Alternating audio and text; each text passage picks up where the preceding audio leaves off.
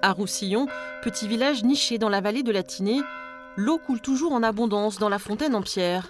Mais elle est impropre à la consommation, trop trouble, chargée en turbidité depuis le passage de la tempête Aline.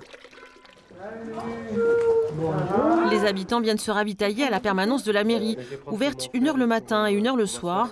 Pour chaque personne, c'est 2 bouteilles par jour et pas une goutte de plus. Il n'y a pas d'autre solution.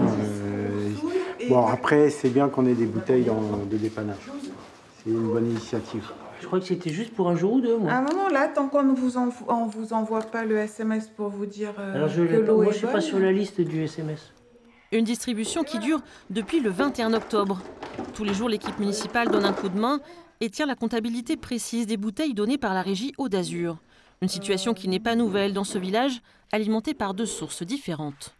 C'est vrai que quand il y a des fortes pluies, l'eau a tendance un peu à être un peu trouble.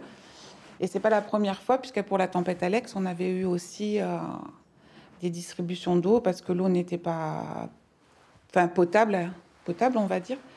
Mais là, c'est la première fois que ça dure aussi longtemps. Dans le hameau, la vie continue.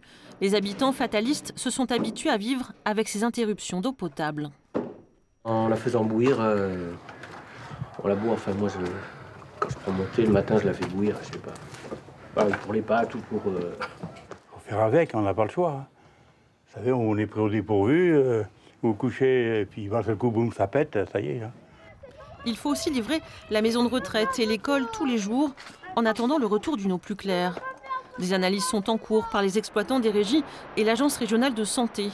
Aujourd'hui, 9 villages sont toujours soumis à des restrictions dans les vallées de la Tinée, la Vésubie et la Roya, en raison de la turbidité de l'eau. Dès qu'il pleut, effectivement, l'eau se charge, alors en matière minérale, c'est pas bien grave, en matière organique. Et qui dit d'une eau chargée en matière organique dit aussi des risques microbiologiques.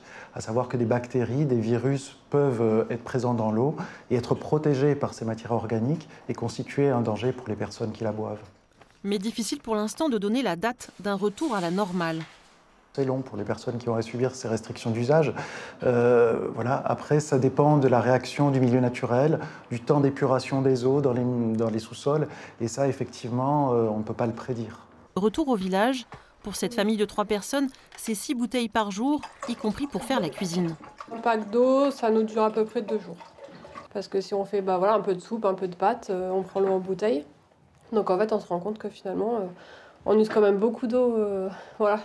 Dès que l'eau deviendra plus transparente, les techniciens de l'ARS feront des contrôles inopinés dans les villages du Haut-Pays niçois. Seule garantie pour être sûr que l'eau sera à nouveau potable dans les vallées touchées par la tempête Aline.